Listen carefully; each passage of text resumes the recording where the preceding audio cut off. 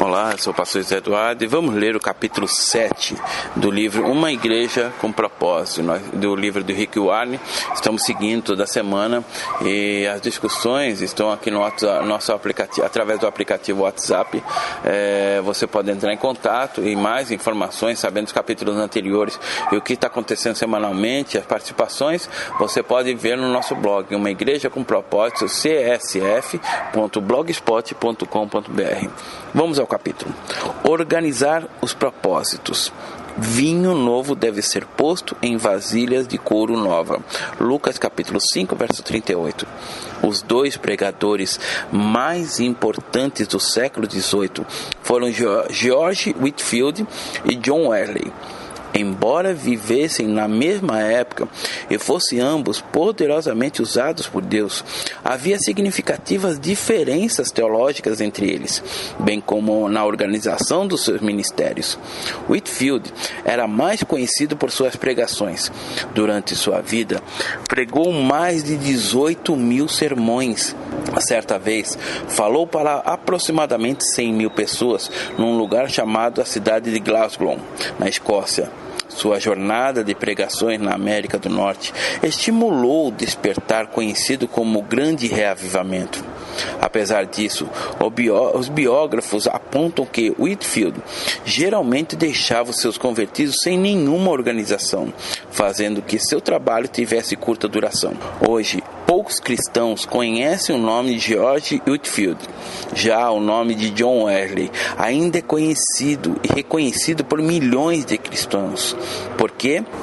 Ele era pregador itinerante e, assim como Whitefield, fazia grandes cruzadas evangelísticas ao ar livre, mas era também um organizador. Ele criou uma estrutura organizacional para cumprir seu propósito, que continuou mesmo após sua morte. Essa organização é conhecida como Igreja Metodista. Para que qualquer renovação numa igreja seja duradoura, é necessário que haja uma estrutura para sustentá-la e apoiá-la. Não basta comunicar sua declaração de propósitos. Você deve organizar a igreja em torno de propósitos. Lembre-se de que o equilíbrio é a chave para uma igreja saudável. A maioria das igrejas evangélicas já adota os 5 propósitos, de uma forma ou de outra, mas não as utiliza de forma equilibrada. Uma igreja pode ser forte na adoração, mas fraca no discipulado. Outra pode ser forte no evangelismo, porém fraca no ministério. Por que isso ocorre? É uma tendência natural dos líderes em enfatizar o que acham ser importante e negligenciar coisas que não aprovam. Por todo o mundo, você pode encontrar igrejas que se tornaram uma extensão dos talentos do pastor. A não ser que você desenvolva um sistema e uma estrutura para equilibrar os 5 propósitos, sua igreja terá a tendência de enfatizar o propósito que melhor expressa os dons e afinidades do pastor. A história mostra que as igrejas têm tomado 5 formas básicas, dependendo do propósito que enfatizam. 5 tipos de igrejas. A igreja ganhadora de almas. Seu pastor tem o evangelismo como objetivo principal, então a igreja se torna uma ganhadora de almas. Se esse é o alvo principal da sua igreja, ela está sempre alcançando os perdidos. As expressões que você provavelmente escuta nessas igrejas são testemunho, evangelismo, salvação, decisões para Cristo, batismo, visitação, apelo e cruzadas. Numa igreja ganhadora de almas, qualquer coisa que não seja evangelismo é considerada secundária. A igreja das experiências com Deus. Se a paixão e os dons do pastor estão na área da adoração, ele instintivamente leva a igreja para esse lado. O enfoque está em se deleitar no Senhor por meio da adoração. A terminologia básica nessa igreja é louvor, oração, adoração, música, dons espirituais, espírito, poder e reavivamento. Neste tipo de igreja, o culto tem mais adoração do que qualquer outra coisa, tendo observado igrejas pentecostais e tradicionais do tipo experiências com Deus. A Igreja Reunião Familiar. A congregação, cujo enfoque principal é a comunhão, é a Igreja Reunião Familiar. Ela é moldada por um pastor que tem facilidade em relacionar-se, ama as pessoas e gasta a maior parte do tempo cuidando dos membros. Ele trabalha mais como capelão que qualquer outra coisa. As palavras mais usadas são amor, pertencer, comunhão, cuidado, relacionamentos, encontros, pequenos grupos e diversão. Na Igreja da Reunião Familiar, a comunhão é mais importante que objetivos. A maioria das igrejas estruturadas desse modo tem pelo menos 200 membros, uma vez que é um número máximo de pessoas que um pastor pode cuidar pessoalmente. Minha estimativa é que 80% das igrejas americanas pertencem a essa categoria. A Igreja Reunião de Família pode não alcançar muitas metas, mas é quase indestrutível. Pode sobreviver a pregações ruins, limitações financeiras, falta de crescimento e até divisões. Os relacionamentos são a cola que mantém seus membros unidos. A Igreja Sala de Aula. A Igreja Sala de Aula se desenvolve quando o pastor vê no professor seu papel principal. Seu ensino é o dom que ele tem. Toda a ênfase recai sobre a pregação e ensino. As outras tarefas da igreja são descartadas. O pastor age como especialista em instrução. E os membros vão ao templo com um bloco de anotações. Fazem-se os apontamentos e vão para casa. A terminologia básica de uma igreja sala de aula é pregação expositiva, estudo bíblico, grego e hebraico, doutrina, conhecimento, verdade e discipulado. Essas igrejas são, não poucas vezes, bíblicas até no nome. A Igreja da Consciência Social. O pastor da Igreja da Consciência Social se vê como profeta e reformador. Esse tipo de congregação existe para mudar o grupo social. Está cheia de ativistas, cumpridores da palavra e pode ser uma igreja liberal ou conservadora. As igrejas liberais tendem a focar a injustiça na sociedade, enquanto os conservadores tendem a focar o declínio moral. Tanto uma quanto outra creem que a igreja deve ser participante do processo político e que seus membros devem sempre estar envolvidos em algum movimento. As expressões usuais nessas igrejas são necessidade, servir, compartilhar, ministrar, se posicionar e fazer outra coisa. Reconheço que generalizei as situações e isso nunca conta a história toda. Algumas igrejas são a mistura de 2 ou 3 dessas categorias. O ponto principal é que, se não houver planos para equilibrar os 5 propósitos, a maioria das igrejas irá abraçar apenas um e negligenciar os demais. Alguns aspectos importantes podem ser observados nessa categoria de igrejas. Os membros normalmente consideram sua igreja a mais espiritual. Isso acontece porque as pessoas são atraídas pelo tipo de igreja que corresponda às próprias afinidades e dons. Todos nós queremos participar de uma igreja que priorize aquilo que sentimos ser o mais importante. A verdade é que todos esses 5 propósitos são importantes e devem ser equilibrados para que a igreja seja saudável. Muitos conflitos são causados quando a igreja chama um pastor cujos dons e afinidades não se assemelham aos que ela está habituada. Por exemplo, se uma igreja, reunião familiar, passar a ser dirigida por um evangelista ou um reformador, com certeza a coisa vai pegar fogo. Essa é a receita para o desastre. 5 principais movimentos para-eclesiásticos. Acho interessante observar que os principais movimentos para-eclesiásticos foram iniciados nos últimos 40 anos e se especializam em um dos propósitos da igreja. De tempo em tempo, Deus levantou movimentos paralelos a fim de enfatizar algum propósito negligenciado pela igreja. Creio que seja válido e até útil que as organizações para-eclesiásticas se concentrem em apenas um propósito, pois isso causa maior impacto à igreja. Movimento de renovação leiga. Esse movimento tem forçado a Igreja a reavaliar o ministério de todos os cristãos.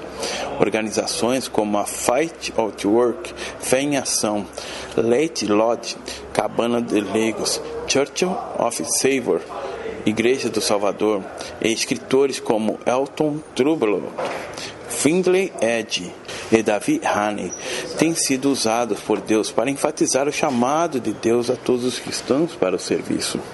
Movimento de formação espiritual discipulado. Esses movimentos enfatizam o desenvolvimento de cristãos a um estado de maturidade plena. Organizações como Navigators, navegadores, Worldwide Discipulado Mundial, Cruzado Estudantil e Profissionais para Cristo, escritores como Waylon Moore, Gary Cunningham, Jenny Jetts, Richard Foster e Dallas Willard têm trazido de volta a importância de se edificar cristãos e estabelecer disciplinas espirituais em cada pessoa. Movimento de adoração e renovação. Concentra-se na adoração e em sua importância para a Igreja. Teve início no movimento de Jesus no princípio da década de 1970 e foi seguido por renovações carismáticas e litúrgicas. Mais recentemente, a ênfase na adoração contemporânea nos trouxe nova música, novas formas de louvor e maior apelo à adoração congregacional. Organizações como a Maranatha Music Ohana Integrity desempenham um papel relevante em formar e multiplicar novos estilos de adoração. Movimento de crescimento da Igreja.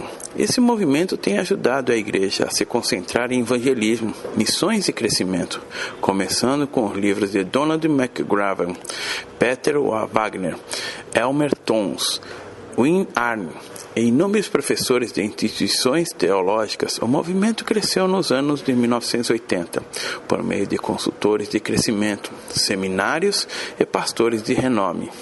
Movimento de pequenos grupos, cuidado pastoral.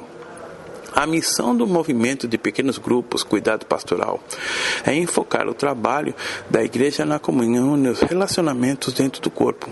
O modelo coreano da Igreja em células e organizações como Tosh Ministries, Serenity, Carrie Givers e Stephen Ministry mostraram-nos o valor dos pequenos grupos e a importância do cuidado individual. Devemos agradecer a Deus a existência de todos esses movimentos, organizações e escritores. Cada um, ao enfatizar um propósito diferente, transmite uma mensagem importante para a Igreja e representa um chamado de despertamento, mantendo sua Igreja equilibrada. Os movimentos, por natureza, especializam-se em produzir impacto. Não há nada de errado com as especializações. Quando necessito de uma cirurgia, procuro um médico especialista nesta área.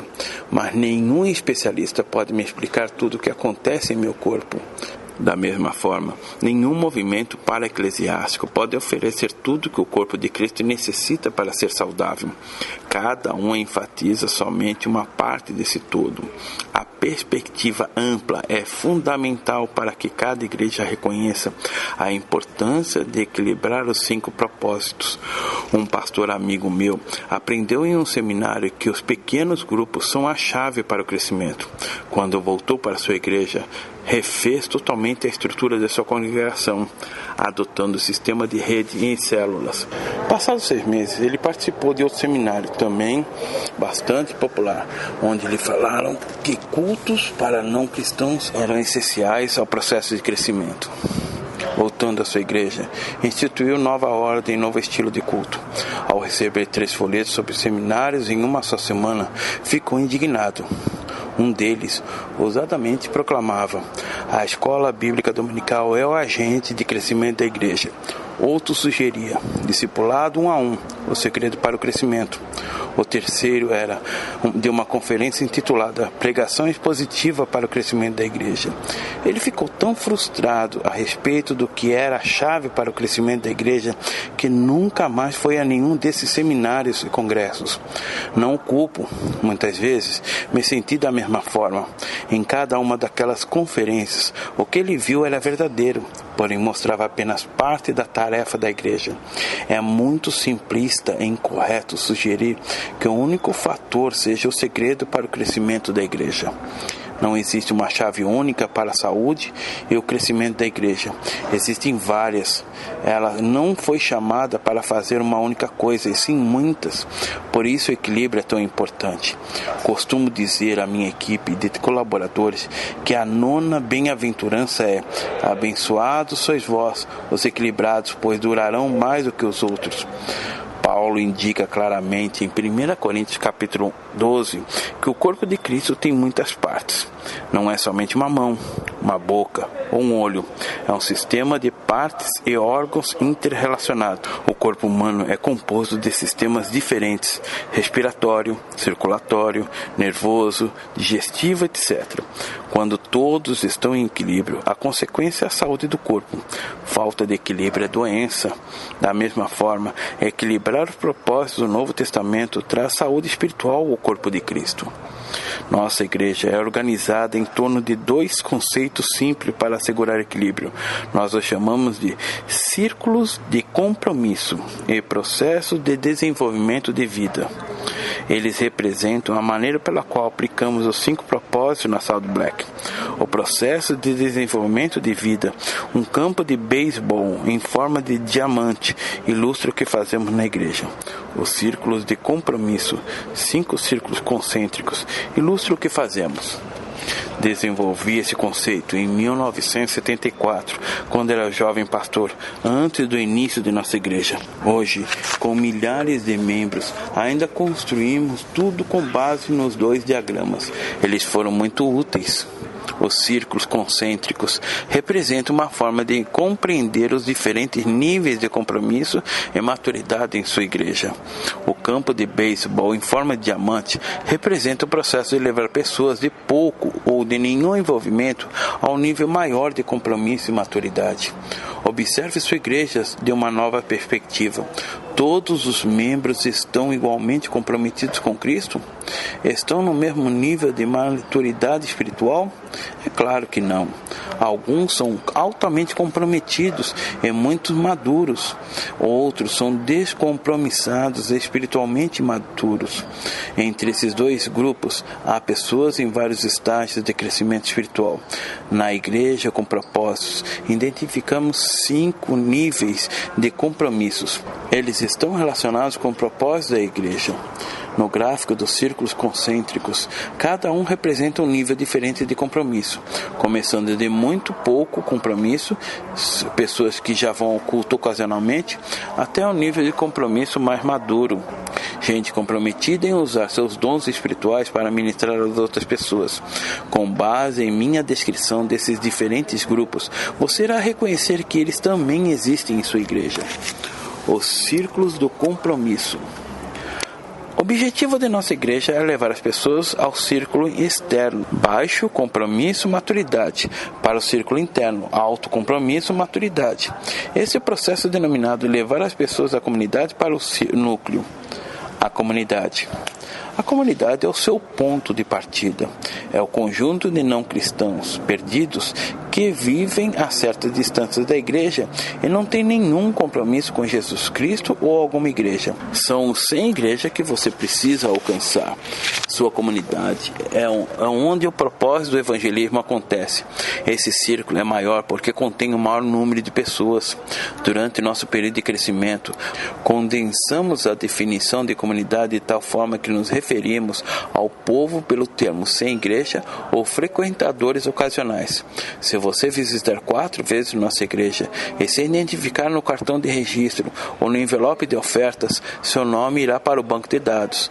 Estes são nossos alvos evangelísticos mais prováveis.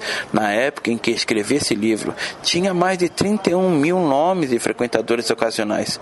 Isso representa cerca de 10% da população de nossa área.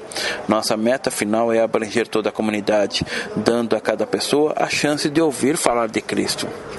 A multidão. O círculo seguinte, um pouco menor, representa o grupo de pessoas que chamamos multidão. E inclui todos os que frequentam os cultos dominicais. São nossos frequentadores regulares. A multidão é composta de cristãos e não cristãos. Todos têm em comum o compromisso de assistir regularmente ao nosso culto de adoração. Não é um grande compromisso, mas já é um bom começo. Quando alguém se transfere da comunidade para a multidão, você alcançou um grande progresso com relação a essa pessoa. Mesmo que um não cristão não possa adorar de verdade, ele assiste à adoração dos cristãos. Estou convencido de que a adoração genuína é um poderoso testemunho aos não cristãos, quando feita no estilo que atinge a sensibilidade deles. Explico isso em detalhes mais adiante. Se o não cristãos se compromete a participar regularmente de nosso culto, acredito que é apenas uma questão de tempo para ele aceitar Cristo. Depois que isso acontece, nosso alvo é levá-lo para o nível seguinte de compromisso, a congregação. A congregação é o grupo oficial de membros da nossa igreja. Eles foram batizados e assumiram o compromisso de participar da família da nossa igreja. Agora são mais que meros frequentadores. Estão comprometidos com o propósito de comunhão. Esse é o compromisso de suma importância. A vida cristã não é só questão de crença, significa também pertencer à família.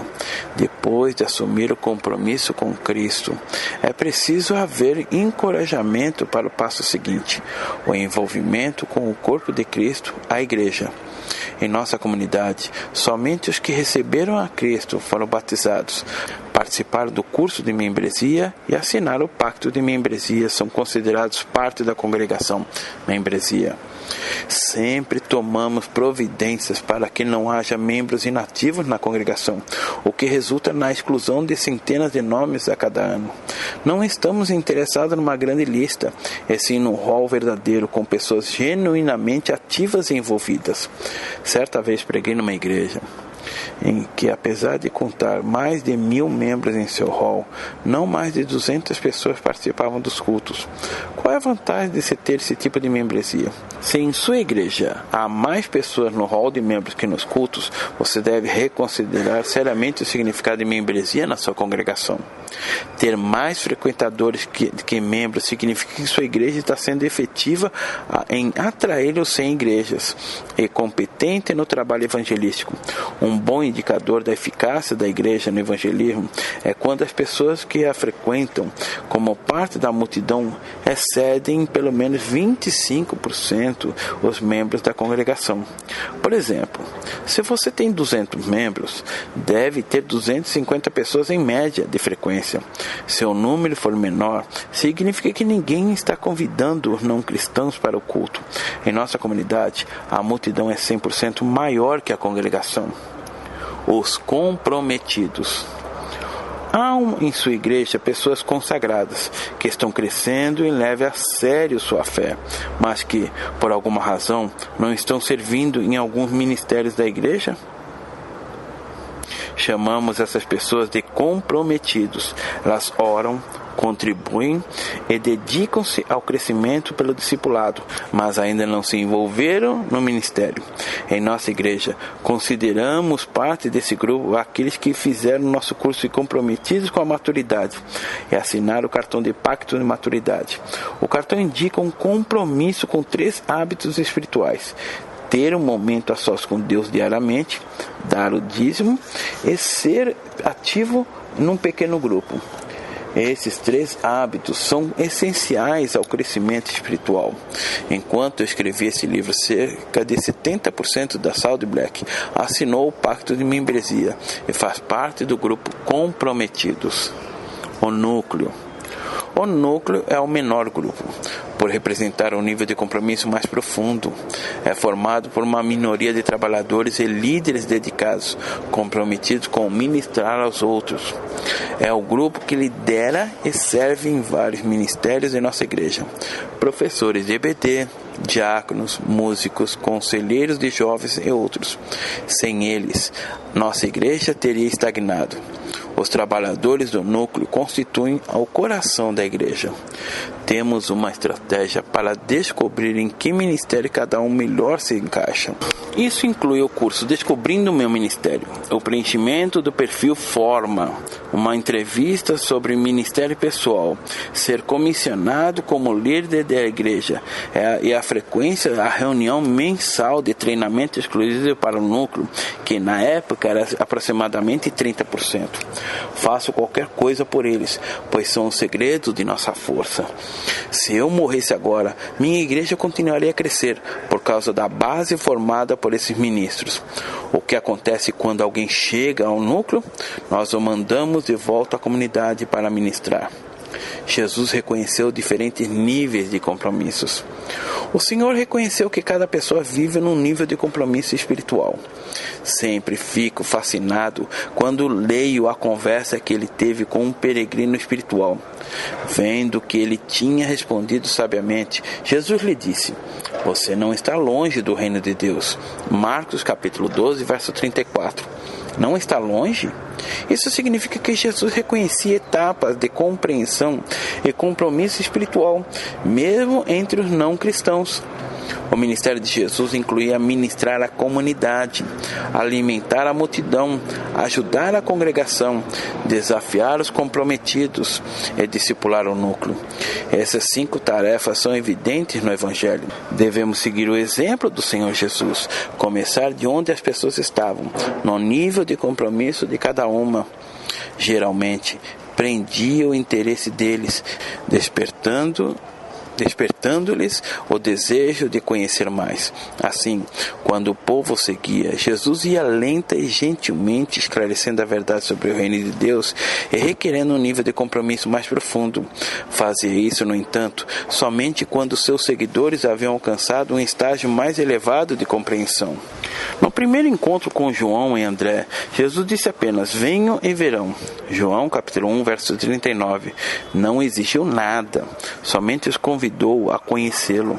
Ele permitiu que observassem seu ministério sem exigir grande compromisso. Não estava pregando o evangelho, água com açúcar, apenas criando interesse. Enquanto o grupo de seguidores crescia até se tornar uma multidão, Jesus aos poucos começou a revelar seu propósito. Após 3 anos de ministério, há 6 dias da transfiguração, fez seu maior desafio à multidão: "Se alguém quiser acompanhar-me, negue a si mesmo, tome a sua cruz e siga-me." Marcos capítulo 8, verso 34. Cristo solicitou esse tipo de compromisso à multidão somente após demonstrar seu amor para com ela e ganhar sua confiança. Para um estranho, alguém que visitasse a igreja pela primeira vez, creio que ele diria: "Venham a mim, todos que estão cansados e sobrecarregados, e eu lhes darei descanso.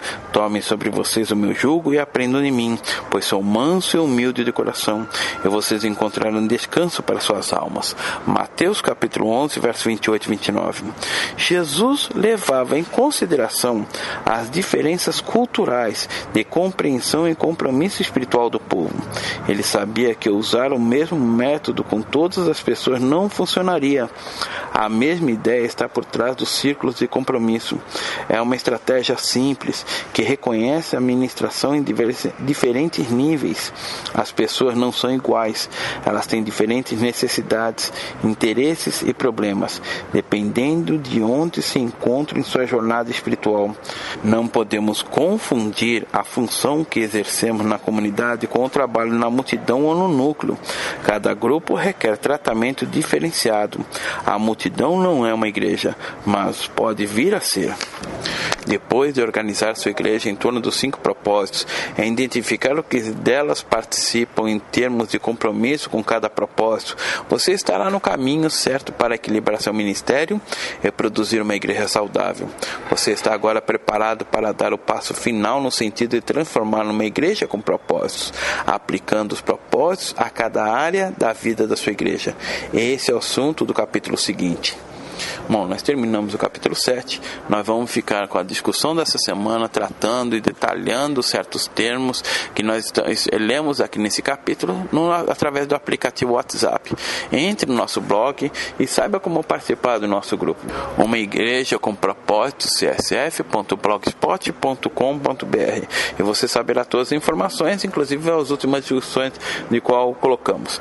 Até semana que vem, aqui é o pastor José Eduardo, que se despede com a paz do Senhor.